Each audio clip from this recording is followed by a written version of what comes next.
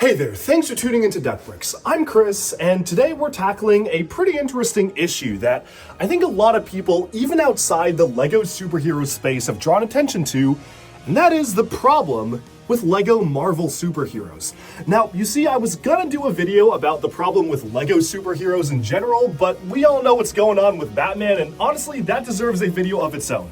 So today we're just gonna focus on Marvel, and I do want to preface this by saying that while I don't talk about it that much on this channel, because there are a lot of other LEGO YouTubers who pretty much just cover superheroes, LEGO Superheroes is one of my all-time favorite themes. I own every single LEGO Marvel and DC set. I own every minifigure, including the Comic-Con exclusives, aside from these two, which you see on screen that I don't think I'm ever going to be able to get. And I watch literally every piece of superhero content. Yes, you heard me correctly.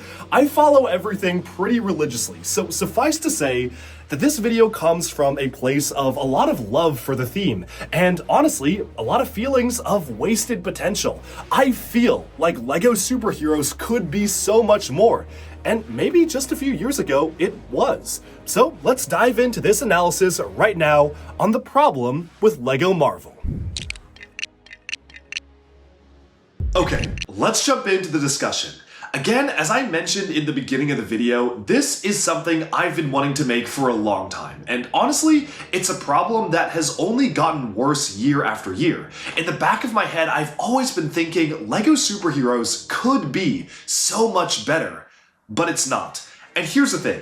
As I mentioned, I love LEGO superheroes, but also I just love superheroes in general. It's not something I talk about a ton on this channel because, well, there are more qualified people than me focused specifically on LEGO superheroes out there who are doing a great job of covering every aspect of it, but that doesn't mean I don't like it. In fact, I will watch literally every piece of superhero media released. DC, Marvel, Invincible, you name it. If it's a superhero adjacent piece of media, I will watch it, and yes, that does mean I've put myself through years of needless mental torture, but at this point I am too far locked in, and I just absolutely love the world. I love the idea of superheroes, I love everything about them, and I really deeply follow everything released. I will watch every single movie on day one, I watch all the TV show releases the minute each episode drops. I am locked in. And even beyond that, I've read a lot of the great comic runs and arcs, and I'm a big fan of a lot of the older ideas that came from the older comics both Marvel and DC were putting out, and how they've kind of influenced the movies and also the LEGO sets. So all that to say is I love superheroes, and I am not making this video as a takedown of superheroes or saying LEGO is bad or LEGO superheroes should go away. Absolutely not. In fact, I am saying the opposite. I am saying that I think LEGO superheroes and LEGO Marvel could be one of the best LEGO themes ever, but for some reason or another, it's simply not. In fact, a lot of people consider it to be one of the more lackluster themes that LEGO is putting out. And I think fan reaction and demand of the modern sets is really showing that, where so many people are kind of off-put by the recent releases of LEGO superheroes and LEGO Marvel in general. But how on earth did this happen? How did we get to this point? Well, this is something I want to dive into in this video. This really strange thing to me is that I feel like LEGO in general is in a really good place right now. Their financial results just came out, and it is the best year yet. It was a huge growth year for LEGO, and I would argue that theme and set-wise, so many of their themes are at the pinnacle, the highest point they've ever been. Take a look at LEGO Ninjago, one of my favorite themes. It started off as obviously a very fun theme with a compelling story and decent sets, but now the sets are some of the best that LEGO puts out ever. And the show and story is equally as good, arguably on the most interesting story arc yet. The same can be said for a theme like LEGO Friends, where they recently rebooted the theme, and now we get all sorts of absolutely phenomenally detailed buildings and locations and just stunning builds that completely blow what they were doing in the past out of the water. Of course, it's been an amazing year for LEGO Icons. So many licenses are getting absolutely beautiful, detailed sets with a lot of love put into crafting what you see on screen or in a show or the pages of a book into an actual LEGO set. And I feel like LEGO's portfolio has been stronger than ever, with one major exception. and that exception is LEGO superheroes. You see, I've been wanting to make this video for so long. Initially, I was gonna make it about the problem with LEGO superheroes. And then, I sat down and I was like, oh, it's just LEGO Marvel.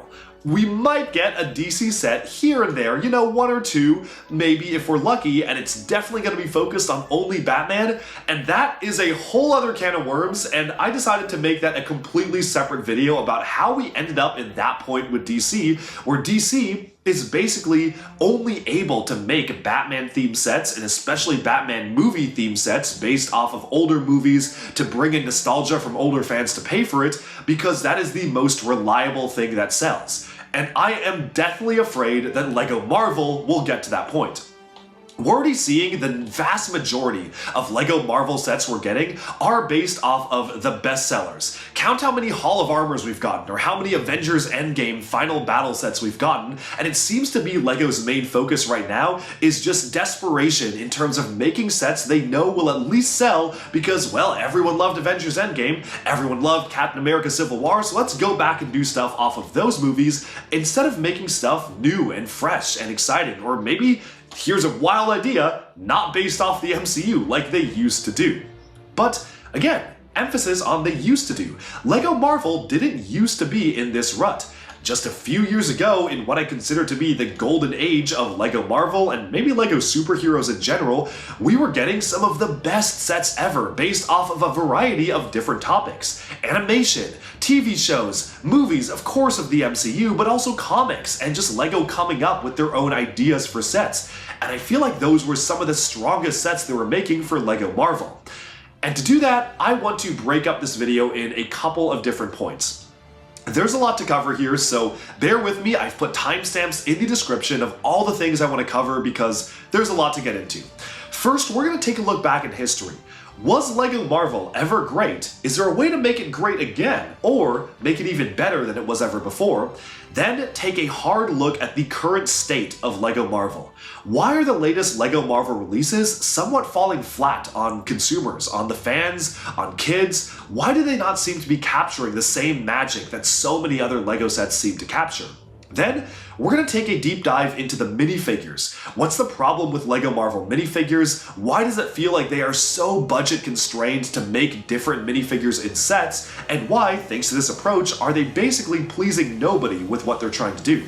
And then, we're going to take a look at the positive. We're going to come up with some ideas on how could we fix Marvel, because I don't want this video to just be dogging on LEGO Marvel with no solutions. I want to sit down and think of what are the ways that we can make LEGO Marvel a really good LEGO theme, which I believe it has the potential to be one of LEGO's best. And then we're going to wrap everything up by taking a look at everything we discussed and also hearing some of your opinions. I would love to hear viewer opinions, so comment down below if you've gotten this far, and of course, we have a long way to go, so please do let me know what do you think of this video and what other points do you want to share.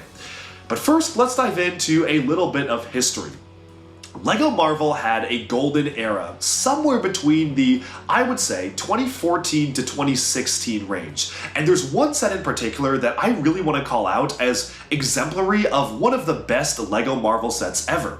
It's not one of the super expensive, adult-oriented, gigantic modular buildings, and it's also not something that is just a perfect brick-by-brick and scene recreation of a movie scene. In fact, it's something pretty new and fresh, and that is the Web Warriors Bridge Battle. I think a lot of LEGO superhero fans will agree with me that this is one of the best LEGO Marvel sets ever made. But the question is why? Well, let's take a look at the set holistically. It was $100 for a piece of a bridge that you can see in New York that actually was built out really nicely. The minifig selection was amazing. You got Spider-Man, of course, but Scarlet Spider for the first time, Spider-Girl in the set, but Spider-Woman, depending on which era and version of the character you see this one as, Kraven the Hunter for the first time, Scorpion for the first time, and a brand new Green Goblin minifigure, as well as, of course, Aunt May as the civilian they're all trying to protect. Now here is why I love this set. I believe that out of all the licensed themes that LEGO makes, LEGO Marvel is a theme that lives or dies by the minifigures and the characters that kids want to play with. If you look at any other licensed theme, like let's say LEGO Star Wars, right? Kids aren't gonna necessarily go crazy for, oh, I'm gonna get this version of Luke Skywalker or this version of Han Solo, but while it is cool to get the characters, they're gonna be a lot more excited to get Luke's X-Wing or the Millennium Falcon. But if you look at Marvel, I don't think anybody is clamoring for one particular item that we've seen from Marvel in the past, other than the characters. Kids want Iron Man, Captain America, Thor, the Hulk. These iconic characters are the brand of Marvel, and everything else is just meant to prop up these characters. They are superheroes after all. The entire point is that the characters are the focus of the media. And that's why I feel like it is more important than ever for LEGO Marvel to strike a good balance between giving people the minifigures they want, but placing them in unique settings. It is never fun to buy an $100 set and you get it because you really want the minifigs in the set and the minifigs are awesome, and the build is just, kind of a throwaway build. And I could name a lot of those sets nowadays, especially in LEGO Marvel, where the builds don't seem to really have a lot of effort put into them because everyone knows they focus on the minifigs. At the same time, I don't necessarily want to have kids be shelling out hundreds and hundreds of dollars to get a really nice build that is seemingly only locked behind the most expensive sets. But going back to the Web Warriors Bridge Battle, I mean, $100 is a lot of money, but all things considered, especially today, it's kind of like a slightly above mid-range LEGO set. I mean, if you look at the portfolio, that's not even quite often the largest LEGO set they release in a particular wave. But the build and the minifigures were pure perfection. The minifigs offered completely new characters from the comic books, icons of the comics themselves, but you don't need a comics book's knowledge to enjoy this set. Any kid would love to get 3 different multicolored versions of the Spider-Man to fight against some iconic villains like the Green Goblin or Kraven or Scorpion, and I feel like especially with shows like Your Friendly Neighborhood Spider-Man, and I mean, I hate to say it, but even these Sony Marvel Spider-Man villain movies, there's more public conception of these comic book characters than ever. And Across the Spider-Verse, of course, did a lot in terms of helping people be aware of all these different variations of these characters. So why couldn't we get a set like this today? But setting even aside the Web Warriors Bridge Battle, which I think is just an amazing set that really is one of the only times where LEGO Marvel hit the bar of pure perfection when it comes to a LEGO set that's fun to play with but also gives you the characters you want, I can name so many other sets released around that era that are just a lot of fun.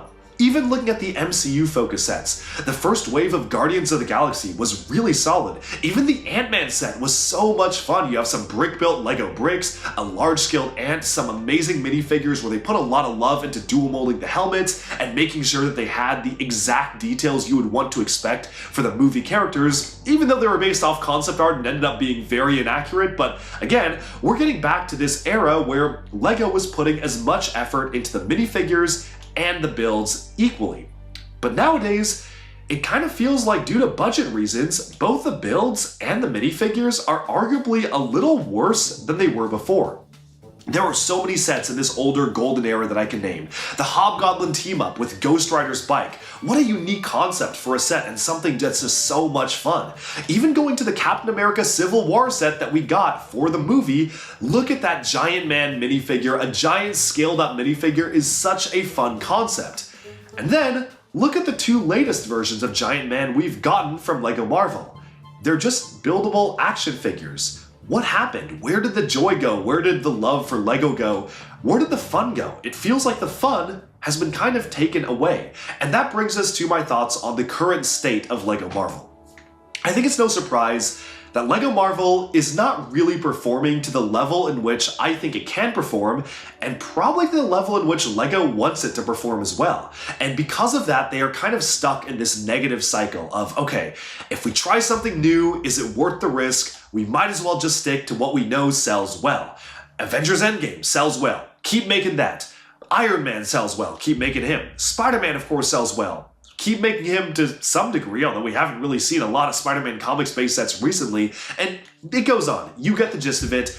But because LEGO Marvel has to now focus on just the most popular things to make sure the theme still continues making money, it ends up making the theme feel extremely repetitive.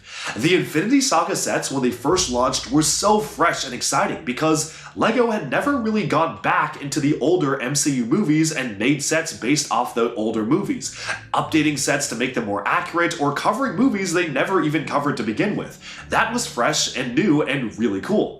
But it's been going on for so long that at this point the Infinity Saga line feels more like an Avengers Endgame line with maybe Age of Ultron here, maybe the 2012 Avengers here, but we barely really see anything else outside of just the top bestsellers. Halls of Armor, Endgame Final Battles, you name it, we're getting a lot of the same thing. And that brings us to point number 2, the current state of LEGO Marvel, specifically taking a look at the past couple of years worth of sets, because I feel like this is when things started taking a turn for the worst. Now, I really want to point to the set that caused me to finally say, you know what? This is the time, I am making this video right now, and that is the Avengers Endgame Final Battle. And I feel like this is an emblematic set of a lot of the issues that LEGO Marvel has been facing over the past 2 years. So what is the Avengers Endgame Final Battle? It costs $100 US. It depicts pretty much just a flat scene with a couple of portals, of course recreating the iconic Avengers Endgame on your left portal scene, and it includes a couple of new minifigures, although new is a stretch, and a ton of minifigures that are reused from sets that literally just appeared a few sets ago, even earlier this year. And because of that, not only are some of the minifigures not accurate to their scenes in the movie, but also the minifigures are not as fully detailed or printed as even the prior versions of the minifigures were previously. LEGO should be all about making things better, and I understand that if you were able to produce a really special minifigure for one particular item, you can't necessarily do the same thing for the same character for just a regular set. But here we are losing a lot of detail. We're either losing dual molding, we're losing printing on legs, we're losing amounts of detail, we're losing accuracy, and you have to step back and wonder what is going on. So the Avengers Endgame Final Battle retails for $100 US, and let's take a look at what it includes. For $100, you get 621 pieces, 9 minifigures plus a big fig, which sounds like a lot, but when you take a look at the minifigures, let's critically see what we get. Black Panther, who we just got in the $100 Civil War battle set earlier this year.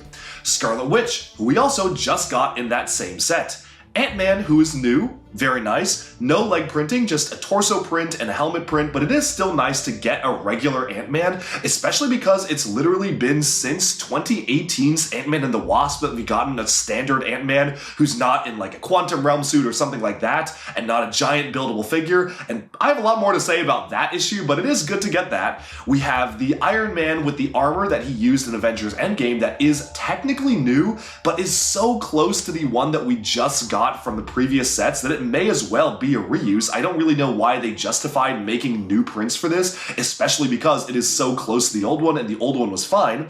Captain America in his Age of Ultron outfit, which is not only accurate to just Age of Ultron, it is inaccurate to both Endgame and inaccurate to the Civil War set that it also just came in earlier this year. We have Iron Spider, who is new. Great to get a new figure of him, especially because the last one we got was all the way back for the Infinity War line, but he's lost his leg printing. The legs are dual molded, but they are plain, and the leg printing was what made the previous figure really special. I do like the arm attachment though. This isn't all negative. We get Doctor Strange in his Multiverse of Madness outfit, which also is completely inaccurate to the set, and again, one that is a reuse from prior sets that we've just gotten. We have the Falcon, who is in his Captain America Civil War outfit, so also not entirely accurate, and a reuse from the $100 Civil War battle set we just got earlier this year. We have a generic Chitauri soldier, who we've gotten in a million sets now, and Thanos, who is reused from one of the previous appearances we just got this version of Thanos in. They didn't even bother to give him a new facial expression or maybe even a helmet mold, which I think would have made the set a lot more interesting because he was wearing that helmet in a lot of these scenes. Nope, instead, we get only 3 new minifigures, one of which has leg printing, the other 2 have plain legs, so if we take a critical look at how many new pieces we're getting in terms of minifig prints, we have a new torso for Iron Man, new legs for Iron Man, a new head for Iron Spider, new torso for Iron Spider, and then finally we have the helmet for Ant-Man, and then we have the torso for Ant-Man. And that's it. So 6 new minifigure components, and I feel like this is very emblematic of the budget being stretched thin. And we have a lot more to say about the minifigures in the next section, so let's table that for now and look at the build. The build itself is essentially a flat gray base plate with portals behind it. I guess that is pretty interesting, like having the brick-built portals, but it is essentially a nothing build. And worst of all, there is no easy way to connect this up to other sets. There's no way to make it sprawl out into a more engaging battle, and I'm sure you could say, well, if you look at the movie in that scene, they're standing on a bunch of gray rock and there are portals opening behind them. As a concept, that's not a bad idea for a set, but LEGO is about making things more interesting, making things more fun, taking scenes and making them just more interesting for play compared to how they were in the movies. I could imagine they could have done something interesting for the build, like a crushed Avengers campus logo, or maybe a bit of the building, or they could have done a little section of the time machine, which we still haven't gotten as a physical set. And my buddy Jonathan, aka Mini Superheroes Today, actually proposed a lot of really cool ideas, so I want to attribute credit to him here as to how they could have just made this a lot better. But no, instead the build that we get for the set is a flat gray base plate. The Avengers logo is present, but it's super simplistic in its detail. The arrow is even the wrong color, and I feel like you could have done something so much more interesting with studs on the side building techniques, with something really interestingly brick built, and it's kind of just propped up straight. And the most baffling decision of all is that Giant Man is a standard LEGO Superheroes mech, which not only just doesn't look right at all, but I feel like doesn't achieve the fun play that LEGO might have been hoping they could have achieved there. People loved the Giant Man minifig we got in Civil War, and here's another issue that I'm getting to. If you look at the previous versions of Ant-Man we've gotten, we've literally gotten 2 Giant Men built in a row in the same format as these superhero buildable action figures. And this time we're getting them as a mech. I don't know why LEGO will not want to go back to that really perfect minifigure template of making a big scale minifig. They made one for Harry Potter, they made one for Ninjago, they made one for DC with Ares, which wasn't even accurate, but that was cool. It was based off of concept art, and then they just never made them again. And I don't know why they didn't do this, because it is such a fun concept for a minifigure. Then that kind of leads me to my other issue with the current LEGO Marvel lineup, and that is the fact that a lot of the sets are dedicated towards things that I'm just thinking are not the most interesting subject matter.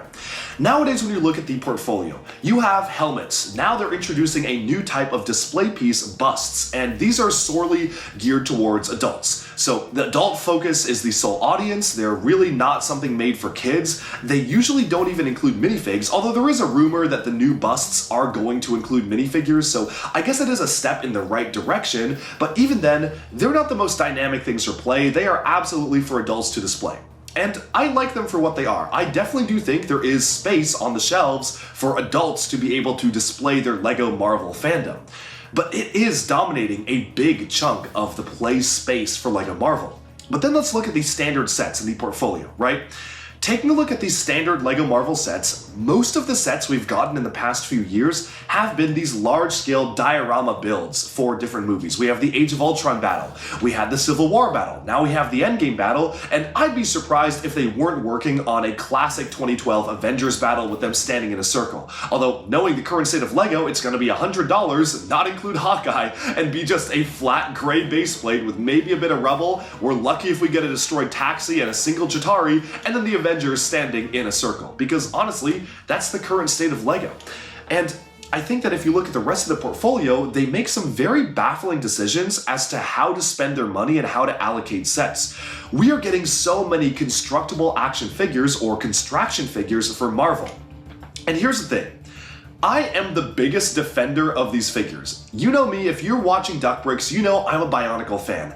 I collect Bionicle, I love LEGO action figures, I love it when LEGO tries to do new things with action figures, and when these first launched, I was actually very positive on them. If you go back and watch my earlier videos when they first released the Spider-Man ones, I thought the price was great, they played pretty decently, and clearly were just the very first sets to improve upon a system. And while they've made some very minor improvements to that system over the years, The honest fact is that these sets have kind of stagnated. We are getting just the same types of builds, the same characters, we're getting different versions of characters that we already got previously. Like, how do we have 2 different Captain Americas, like 2 or 3 different Spider-Man at this point? It's just a very, very strange thing when they try to depict these humanoid characters in brick-built form as an action figure, and the more human they look, the more uncanny they are. Just take a look at how strange the Wolverine figure is, with very wide, blocky side wings for the head, and the Green Goblin figure having just a laughable chin with a mixel joint in gray just sticking out from underneath the face. And the big problem with this is, again, budget. Back then when LEGO was doing action figures for themes like Star Wars with the CCBS or the Character and Creature Building System line, they used to make a unique mold at a minimum per character. And that had its problems, don't get me wrong. A lot of the faces looked very, very uncanny, they looked very strange, and a lot of the humanoid characters just stagnated on shelves because they just looked too weird. But instead, because they've decided to cut down on budget, they've cut down on the amount of new molds, almost every single character now has to use the exact same headpiece, which is just a very generic, smooth head. Some of them have molded noses, some of them don't if they're helmets, but by and large there's 2 different faces they use, and any sort of unique cowl or any sort of unique facial appearance or helmet that a character's wearing has to have a brick-built add-on to the face, which ends up looking really, really strange. And I can't even blame the designers here. If I were designing the Wolverine bust and told I had to use that same faceplate or the Wolverine action figure, I don't know how I would have depicted the side kind of ears of Wolverine, the sideways mask glance up. Same with the Green Goblin. How would you have depicted that chin? I mean, maybe I would have used a green hinge instead of a gray mixel joint, but still, it's very difficult to depict these characters that have very iconic and distinct shaped faces when you just don't have budget to make new molds. But at the same time, I am not advocating for more budget to be spent on these sets because I cannot imagine these sets making enough money for LEGO to justify them continually being put out. Clearly, I am missing something here, because LEGO keeps putting these out. Maybe it's a contractual thing, like they need to make action figures. Maybe LEGO just believes that superheroes is a very action figure-driven line. And I don't necessarily disagree with that, but the action figures do feel like you're just making the same build over and over again. The big benefit of not using something like CCBS, or even going back not using something like the old Bionicle system, is that when you're brick building something, you can make characters feel unique. Skinny characters can feel skinnier and more agile. Bulky characters, you can really build them up, or you can shape the muscles, or the armor. Armored up characters can have unique builds for the armor. But if you look at the entire portfolio of LEGO Marvel buildable characters, they don't do that. You're very lucky if you get a little bit of variation, maybe around the waist and the type of belt they're wearing or the torso, but by and large, the builds are nearly identical going from figure to figure, and that takes the interesting part out of the characters. If everyone's super, no one's super, and if all the superhero buildable characters are built the same, none of them are that unique, and none of them are that fun to play with on their own. You lose the luster of having the collection of characters. And then, finally, there's kind of another subsection in the Marvel line, and this is a weird one, but we continually get sets for Spidey and his amazing friends, which, I can't believe I'm saying this, but are some of the most unique sets and some of the most fun Marvel sets in the lineup, simply by the fact that they're doing something different than every other Marvel set. You see, they're based off of the animated show for toddlers, which is why these sets are 4+, and I actually think these are fun for what they are. I mean, where else are you gonna get a dinosaur Green Goblin that has a completely unique set of molds, or a dinosaur Spider-Man? They're just doing wacky things. We're getting villains we never got before in LEGO form, and I just like that it kind of exists in its own corner. But it is very, very strange to me how this lineup in particular gets a ridiculous amount of budget. The minifigures always get new prints, leg prints, torso prints, head prints, new molds galore. Look at the dinosaur wave this time. We got a new mold for Rhino in Triceratops form, a new mold for Green Goblin in his dinosaur raptor form, a new mold for Spider-Man dinosaur, a new mold for a Miles Morales dinosaur, and a new mold for a Gwen Stacy pterodactyl. That's 5 5 new molds, and I'm not even counting the other random bits and pieces of new molds they've scattered throughout the sets to add onto the minifigures, like Electro's new headpiece, or Rhino's headpiece, and stuff like that. It's just baffling to me how that line seems to be eating up so much of the budget. And now, I don't know how the budget works internally with LEGO when it comes to that line versus the rest. For all I know, it's operating under a very different budget and a very different set of rules. But that brings us to the budget for LEGO Marvel sets. Now, what is this mysterious budget?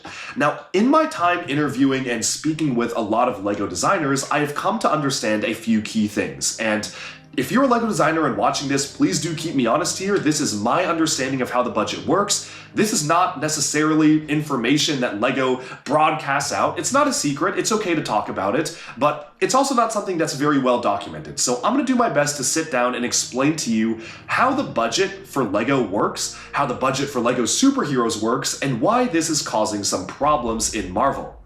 And this is when we transition to our next section, the problem with LEGO Marvel minifigures. So the budget, how does it work? LEGO devotes a certain amount of new element frames to each theme per year. The number of element frames a theme gets is basically variable, but it essentially boils down to how successful were the set sales in the prior year. There are a few problems with this, but we're gonna get back to it. I'm just gonna explain how this works first. Themes get a set number of element frames. If they want to make a new mold, that takes up more budget and more frames. If they want to recolor a piece, it's probably the cheapest element frame that you could get. If they want to do a new print for a minifigure, that's a little bit more expensive. If they want to do dual molding, that adds a little bit more. That's another element frame. Now, element frames, on very, very rare occasions, can be traded from one design team to another. If a passionate designer goes to another one and says, hey, look, I really want to depict this really cool mold in my theme, but I just am missing one element frame to do it. Would you consider donating an element frame from your theme to my theme so I can make this thing and maybe I'll get you back in the future? You know, I don't know how it works. It seems like a very negotiation-based thing, and this is very strange to me for a number of reasons, but again, I'm just explaining how it works, and we know that this is a thing because back in 2018, they specifically stated that the LEGO Jurassic World team lost element frames because they were convinced by the Harry Potter design team to give them some new frames when they were relaunching the theme so they could make some new molds and make some new minifigure prints, and that's why we only got some reused dinosaurs around that time. And that's a really interesting thing to me. I think it was 2020, one of the years, like a few years ago. It was around that time, but it's very interesting to me how that is a thing that happens. But anyways, you have a set number of element frames, and then you are locked to only be able to use that set amount for the entire theme for the whole year. And here's one other thing that we have to note here. LEGO Marvel is not a separate theme from LEGO DC. In fact, internally in LEGO, they count as one theme, LEGO Superheroes, and this therein lies the root of the problems here, because that's also what's been affecting LEGO DC. Marvel is undoubtedly a better seller than DC for toys right now. If you let James Gunn cook this summer, that could very well change, especially with the current state of the MCU. But right now, Marvel is a better bet than DC. And that's why DC has basically been getting just a few sets a year. There was a year where we literally just got like a single set because Marvel has been eating up the theme's budget. Why make a DC set when a Marvel set is probably going to sell better? And from the budget makers at LEGO, the decision makers, it seems like an easy choice. Go for what sells the best. But if sales are declining year after year, themes get less and less frames. After all, why would LEGO invest the amount of money to allow a theme to use more frames if another theme is just selling way better? And this then causes a very strange mismatch and imbalance when it comes to LEGO's portfolio, especially when it comes to minifigures. And a prime example of this is LEGO Harry Potter.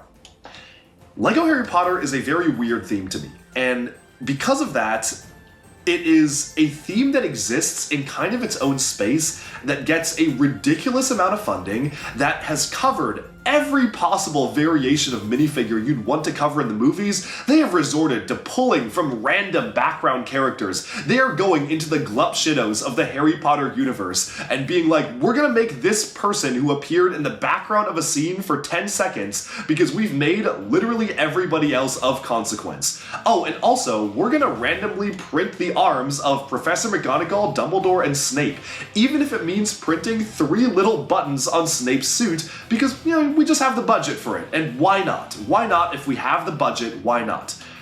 This is very, very strange to me, because here's the thing.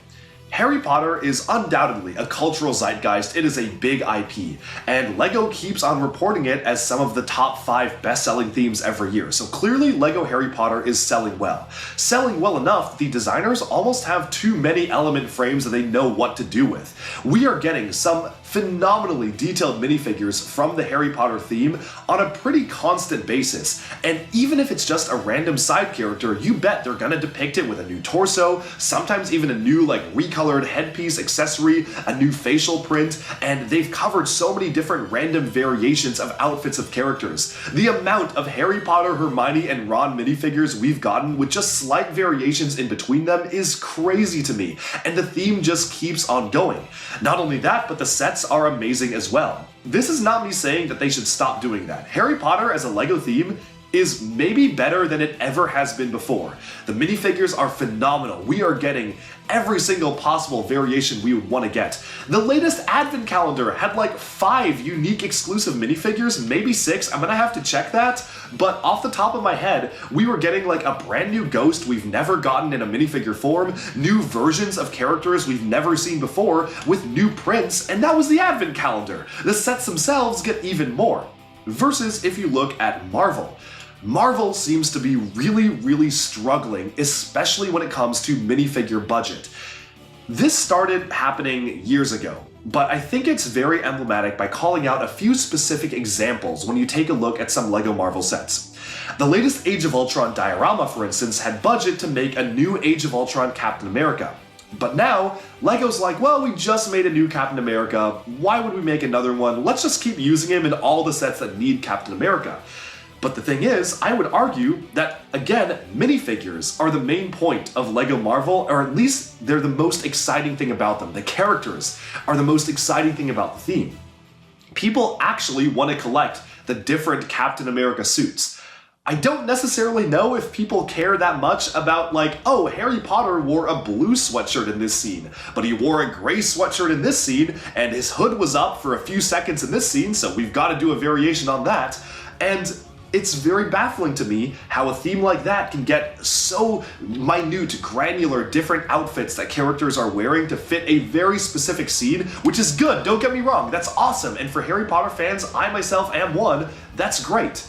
But I think it's more important to depict characters in super suits in outfits where that printing would go a long way. Kids are not clamoring to get gray sweatshirt Harry Potter if they own blue sweatshirt Harry Potter. I think a lot of kids would be excited to get Avengers Endgame Captain America versus Age of Ultron Cap, or even a Nomad version of Cap for Infinity War. And I know we got that before for Infinity War itself, but you get my point. It's little variations of superhero outfits that make a big difference. And then going back to that Age of Ultron diorama set, which is a fine set on its own, but does seem to be the root of a lot of problems going into the future, Thor is the same Thor they used when they made Thor's hammer. They basically made a Thor 1 minifigure, and you can kind of stretch it, the suit he wore in the first Thor movie is close enough to the Avengers 2012 suit that you can kind of say that, it's close enough for LEGO. If it was Harry Potter, he'd get a different torso, but, it's not, so that's close enough. What it's not close enough to, though, is the Age of Ultron suit. If you actually pay attention to the Thor outfits between the first and second Avengers movies, he's actually in a pretty different outfit. But LEGO just didn't have the budget to make Age of Ultron Thor. So they were just well, this one's close enough, throw him in from the Avengers 2012 sets, throw him in from the Thor 1 set, just include the generic Thor we've made. And that is very weird to me, because you're buying it as a collector's item, right? The Age of Ultron diorama, I would argue, is not a fun toy for kids. There are play features, but it's something you put on a shelf and you admire it. And there's nothing wrong with that. But if I'm putting an Age of Ultron diorama on my shelf as an adult, I would expect, at the very bare minimum, the characters included for the main Avengers in the set to actually have accurate printing. Like, they need to be wearing the costumes they wore in that scene. I think that's a bare minimum. Stop me if I'm asking for too much, but I do think that's a bare minimum. But again, LEGO was so stretched thin with the amount of minifigure budget they had, with the amount of element frames, they simply could not make a new Thor. And if you look at all of the new minifigures for Marvel they made last year, I don't even know if I could justify, like, well, maybe we could have not made this minifigure and made a new Thor instead that's a little different than the existing Thor in production. From LEGO's budget point of view, from the current way the budget is set up, it makes sense. It's a smart choice not to make a new Thor. But I do think that they are missing out on the fact that they are alienating a lot of consumers who could have been big fans of what they're building by not doing these things. And then that brings us to this year, right? This year is very strange because, again, we're starting fresh, we get new budget. So we get an $100 LEGO Marvel logo, okay? LEGO has enough element frames to make new minifigures, so they decide to spend one of those new element frames on Thor, the same Thor that we got in the previous Avengers 2012 sets, but with lightning printing crackling around his torso. And this is one of the big problems for me. The Marvel logo is one of those sets that we're going to talk a lot more about that build in a little bit. But regardless of the build, you would argue that they could have used any Thor minifigure and it would have been fine. But instead, LEGO was like, oh, we have new element frames for 2025. Let's make a new Thor. They're very rigid in their budget. LEGO has a good sense of their portfolio a couple years out. If I were working at LEGO, I would say, hey, look, we're spending an element frame on a new Thor torso in 2025 January. Can we shuffle that element frame to August of 2024 to make the Age of Ultron Thor more accurate? And then just include the Age of Ultron Thor in the Marvel logo set. It's another way to get him. It's effectively the same thing. You're spending the same amount of money, except that you're just having it be introduced a little earlier. Now, I work in tech, I work in big tech, I work in the startup space, and believe me, I am very, very used to corporations having extremely rigid and sometimes nonsensical reasons for why budget has to be allocated this way versus another. I work at a startup where we regularly sign 7-8 figure contracts, but sometimes they're like, we're gonna be willing to sign this in a month because that's when our budget refreshes. But we can't sign this right now, but we'll sign it in a month, and they usually do. But they're like, okay, well, don't get started on working on this thing that we really need because just wait a month and the budget's ready. Like, I very much am used to this issue, and maybe that's why I have a little less patience for this issue when I see it presented in something I love and something I do to de-stress, because when I am faced with that in my daily life, that's work to me. You know, dealing with budgets and working around random company budgets is kind of part of my job running a startup. And I don't want to see that. I don't want to deal with that when it comes to LEGO. So maybe I'm a little biased here. But I also do think that gives me a really interesting perspective when looking at the LEGO Marvel sets and trying to understand why do they make the decisions they do, and trying to get myself in the head of executives at LEGO making this budget. Things make sense. It makes sense why they couldn't make a new Thor in August of 2024, but they could make a new one in January of 2025 because that's how the budget works. But if anything I'm saying here, I just feel like LEGO needs to be a little less rigid when it comes to budget, and also, more importantly, invest in themes they want to do better. LEGO Marvel is stuck in a somewhat negative cycle. Sets are selling worse and worse than usual. This is just by observation. I don't have access to any internal data. I don't know anything. This is just kind of by word of mouth, but also what I observe on shelves. I'm seeing a lot of sets languishing on shelves that are also just very overpriced for what they are, especially compared to some fantastic sets we're getting in other themes. And because of that, if sets are not selling well, LEGO is less and less motivated to give more element frames to a theme. In fact, they're probably motivated to give it less. If you put out an $100 Harry Potter set and you sell, let's just use simple numbers here. You sell 100 units of Harry Potter set A, but you sell 50 units of LEGO Marvel set A that is very similar in build, or at least in price, then why would you then invest more element frames in Marvel? Just say, oh, well, give it to Harry Potter because it's doing well enough they can afford to use it.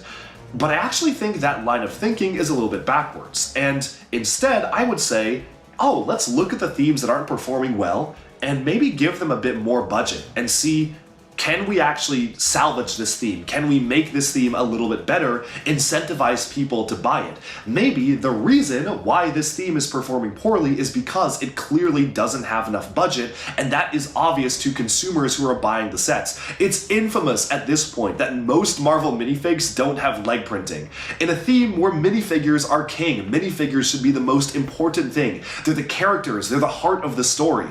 But when you don't have detailed minifigures, and I've talked to designers about this, they've said, oh, well, why would we waste budget on printing the legs of a minifigure when we can spend that budget to make a new torso for a new character?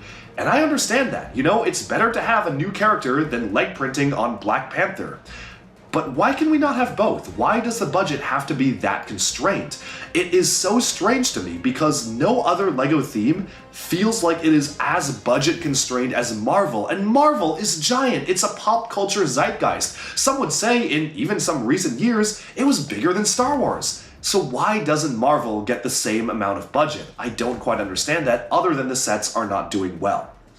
And how can we fix this? You know, because I've been talking about a lot of problems, and you can look at sets and you can say, well, it's so weird that we're getting reuses of figures and how we're just getting the same minifigures with less and less detail every year. And maybe when a big D2C comes around, we're getting a ton of minifigs, but even then, they're not as detailed as they could be. There's no leg printing on most of them. So this is a lot of problems, right? And I feel like LEGO Marvel is stuck in a pretty negative and self-destructive cycle where if they don't change things, if they don't evolve, if they don't improve now, they're going to be stuck in this rut of continually declining sales, and I would hate to see that happen because I love Marvel, I love superheroes, I want to see this line succeed. So, what is my proposal? How can we fix LEGO Marvel? And that gets us into the last section here. The first thing I want to get out of the way is I talked a bit about the superhero media landscape in the beginning of this video, and I will be the first to admit that, okay, superhero media is not really where it once was, especially when it comes to Marvel. It is no surprise that LEGO Marvel has been on a bit of a declining trend lately, and it's sad for me as a fan of LEGO Marvel, and a fan of Marvel in general, who watches everything, who watches all the media, and has been following it since day one, to basically be looking at the media and seeing people just no longer care about Marvel. People are no longer caring about the shows. There's an oversaturation of Disney Plus shows, and believe me, that's a whole separate video. Like, if I could make a Marvel superhero themed channel right now and just give you a video essay on everything wrong with Marvel's current approach and how I hope that films like the Fantastic Four is gonna maybe right the path, and maybe a soft reboot after Secret Wars is what we need. Again, that's not the topic of this video, but I do think that is something that is impacting LEGO Marvel sales. People in general are just less and less excited, less and less passionate about LEGO Marvel. I've talked to a lot of my friends who in 2019 would be buying up this Avengers Endgame final battle like it was nobody's business. They would be loving it, and these are friends who aren't even into LEGO, they're just Marvel fans. But nowadays, I'm talking to them and they're like, dude, I don't really even care. I don't even know if I'm gonna go see Doomsday. Like, Marvel has lost so much of their audience, and that absolutely is impacting LEGO, and this is outside of LEGO's hands. LEGO cannot control that. But I would say that LEGO can be reactive to it. If MCU movies are not as popular as they once were, and there's a declining interest in the MCU, it seems to me that it could be just the right time to start making fresh and new Marvel sets based off of comics, or based off of original LEGO ideas. And we do get them. A couple. You know, we get some. We got, for instance, the Hulk monster truck this year. It's a set featuring the Hulk fighting Thanos and a big green monster truck for the Hulk to drive. But here's my issue with a set like that. I feel like this set doesn't quite capture really any market. Kids, maybe they like a big green truck, so it's something generic for kids, but the adults, unless you're really wanting to get that slightly different new version of Thanos, no motivation to pick this up. The Hulk minifig is the same as the one we've been getting for the non-MCU based sets for the past few years. There's nothing really enticing people to pick this up. Hear me out, and I can't claim credit for this idea. My buddy Jonathan, Mini Superheroes Today, randomly came up with this idea on call, and I was like, this is genius, and I think they should do that. Let's say you're given a brief of a Hulk versus Thanos set, you got $40 to make it around that same size. Thanos copter. One word, Thanos copter. Kids love a big yellow helicopter with Thanos on the side. It's a fun concept for a set, and adults will buy it because of the memes. But that's the thing, you kinda need to be somewhat clued into the LEGO Marvel fandom to understand that the Thanos copter would probably have been a much more viable, a much more marketable, and probably a better selling set than the Hulk generic monster truck. Because if I were LEGO, and I didn't really know that much about the Marvel fandom or the Marvel brand, I would say, well, kids like big green trucks. We know big cars sell well. Let's make a big green monster truck for Hulk, and at least maybe that will get the kids to buy it. And this is not a knock against the LEGO Marvel designers. I know a lot of the designers working for Marvel, and they are some of the most talented people working at LEGO. I'm proud to call a lot of them friends, and I genuinely am very impressed that even with all these crazy restrictions on the budget, on what they can do, on the scenes they can depict, they still do their best. They still give us interesting builds, and they've shown that they can make really compelling and good builds when given the right subject matter. The Avengers Tower, even the X-Men Mansion, which was a bit controversial. I really liked the X-Men Mansion for what it was. I mean, we've been getting a lot of really great big builds from Marvel, and clearly these designers are talented. It's not like these designers are worse than any other designers. The fault does not lie with them. There's so many things that you could do with a series like this, but LEGO is not doing it. But okay, let's say you have free reign, right? Let's say that you can just make whatever sets that you want to make, and I have some ideas myself because I'm a big fan of the comics. I'm a big fan of LEGO Marvel, or Marvel in general, just original stories, original ideas. I think it would be really cool to get the original lineup of Avengers in their first appearance suits. Maybe what if they made like an Avengers battle with Avengers in their first appearance suits? Maybe make the first appearance of a Quinjet fighting off against a classic Loki? Make a classic comic book set. This is gonna be something that appeals to both kids and adults. Kids are gonna love the bright colors, the wacky designs, and adults are going to love it because it ties back to an older series of comics. Or go into some other comics-based sets like I think the games do well. The LEGO Marvel Superheroes games do a really good job of telling a unique story with very comic booky elements. You know, make something based off of the Fantastic Four, but not the MCU. Make a Fantastic Four set based off of the comics, because I'm sure they're gonna look very different instead of the MCU versions, or make a set based off of just different vehicles or different things we've seen across the history of Marvel Comics. There are countless ideas that I have here, but essentially it all boils down to, why don't we get more comics-based sets? I think they're fun, they sell hopefully decently well, especially in a landscape where the MCU movies are not really knocking it out of the park when it comes to sales, and they're fun for kids to play with instead of LEGO just having to come up with random things on their own.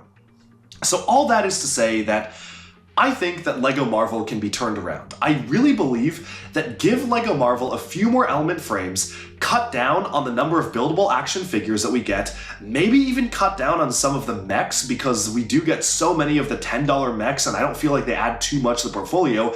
Cut down on the number of random like big display sets we get for the MCU, and almost start fresh. Pretend it's 2012 and you're making Marvel superheroes for the first time. How would you make it into a LEGO theme? Well, by making your own stuff, and I think that licensed themes where LEGO has the freedom to create their own ideas are very rare, but it's a very golden opportunity for LEGO to make something more interesting. With LEGO Harry Potter, there is basically zero freedom for LEGO to come up with something. LEGO cannot come up with a Harry Potter motorcycle versus Voldemort's car. You know, that's just something they would never do. But for LEGO Marvel, they could absolutely do something fun and wacky like that. With LEGO Star Wars, you're restricted to X-Wings, you're restricted to Y-Wings and the ships and the locations, and with Rebuild the Galaxy, maybe you can play around with it a little bit, but by and large, you're restricted to what's appeared in the movies and the shows. So it's very restricted, but LEGO knows what to focus on.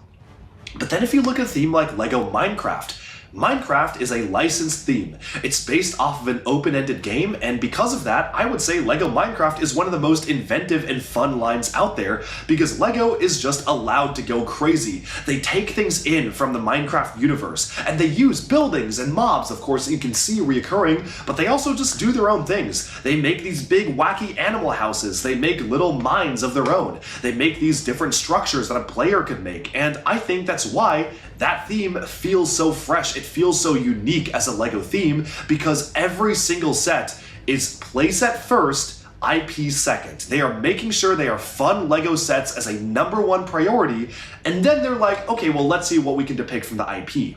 Marvel, for whatever reason, is stuck in this rut, where with the Infinity Saga sets, they are going for movie accuracy. But the thing is, they're not, because the movie accurate part of it is in the build where, okay, you get a big gray terrain of nondescript battle, I guess, staging area, but the minifigures are rarely ever accurate because of a lack of budget. Captain America Civil War, the first battle set that we got this year, we got a new Bucky minifigure without arm printing. That's like the bare minimum for a Bucky minifig. Where is the red star? Where are the lines on the armor? That is so strange to me. Why didn't we get the arm printing on that figure? And even stranger, he's in his Captain America the Winter Soldier outfit. Any other time, I would have been really happy to get this because we've never gotten, officially, the Winter Soldier Bucky as a minifigure that's not based off of concept art or based off of a hybrid between the comics and the MCU. It's really cool to get the Winter Soldier outfit, and that implies that maybe we'll be getting a Winter Soldier-based LEGO set in the future because, again, we've never gotten them before, and why would LEGO make a new Winter Soldier minifigure for a Civil War set?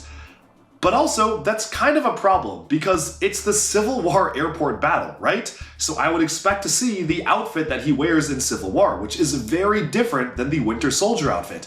It's very strange to me how LEGO clearly looked at their entire portfolio and said, okay, presumably, we're gonna make a Winter Soldier set. We need a Bucky minifigure for that, but we only have enough budget to make one. So let's just make that one and throw him in the Civil War set, and that way we save some money because we don't have to make him twice. You know how much money it actually costs LEGO to make a new minifigure? The answer is not a lot. Yes, it costs money. You know, it's a new print, it's a new process in the factory to print a new thing on. It's negligible. LEGO just reported they are more profitable than ever. LEGO is at the peak. They are doing so well. They're performing so high. LEGO can afford to give Marvel a little more budget, but they're very stuck in their ways in that if a theme isn't selling well, we decrease element frames, make it a little bit worse, and then eventually they're never going to give these themes a chance to perform better if they don't give them the budget and the runway that they need to succeed. It's just so frustrating to see one of my all-time favorite LEGO themes be struck by so many budget issues, to literally be known as, oh, LEGO Marvel, that's the theme where we get bad minifigures, mediocre to boring builds, and every year that's just the same thing we get. That sucks. It's sad being a fan of LEGO Marvel, and I have a lot of ironic conversations with my friends about like, haha, Ninjago is doing so much better than you guys. Like, Ninjago gets beautifully detailed minifigs every year with printing on the torsos and the legs. We get arm printing minifigures. We get a plethora of new molds. Every single set is like the best we've ever gotten. I cannot talk about some of the leak sets, but you know what I'm talking about. Like, we're getting some real good stuff this summer. And just look at last year, we had maybe the best year for Ninjago yet. The best mech LEGO's ever made. The best dragon LEGO's ever made. One of the best playsets LEGO's done. And this is the same for so many other themes. Friends, Harry Potter, Technic's doing great with some of the space stuff they were doing. City is doing really good with coming up with more ideas. Almost every other LEGO theme is at the pinnacle of what they can be achieving right now, except for LEGO Marvel, which is not only stuck in the past. I would love for LEGO Marvel to be stuck at the level that they were at in 2015 and 2016. But they're not stuck in the past. They are stuck below the past. LEGO Marvel is stuck in a rut that has... I'm honestly flabbergasted. It has not been worse. And that is shocking to me. It's very sad. LEGO Marvel, you need to do better. And I know they can do better. The designers are talented people. They've worked on some of my favorite LEGO sets of all time, tracing back to my childhood. The designers know what they're doing. Just give the theme more budget, pivot the focus away from the Infinity Saga for a little bit, try something new and see how it goes. And you know, maybe I'll eat my words. Maybe LEGO will decide to do a line of Marvel Comics-based sets and it just doesn't do well. And you know, I don't know. I could be wrong, but I'm hoping I'm not. I'm hoping that at the very least, they are in desperate need for a fresh injection of life into the theme. You know how LEGO Friends was rebooted recently and we started getting some of the most amazing LEGO Friends sets ever since the reboot?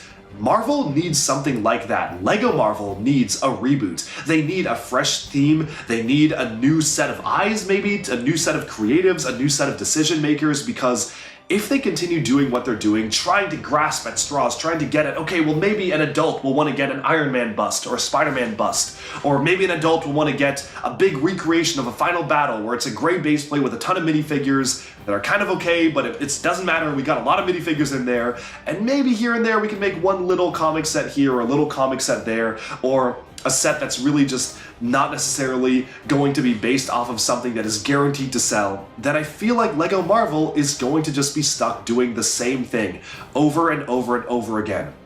Now, I haven't even talked about price in this video. Oh my goodness. The prices of Lego Marvel sets in a year where Lego sets are very, very expensive and they are feeling more expensive than ever before, Lego Marvel feels like the worst value for your money. For $100, I can get a beautifully detailed Ninjago mech with full articulation, pissed articulation, absolutely phenomenal detail, a beautifully designed minifigure with all new prints and a new dual molded component.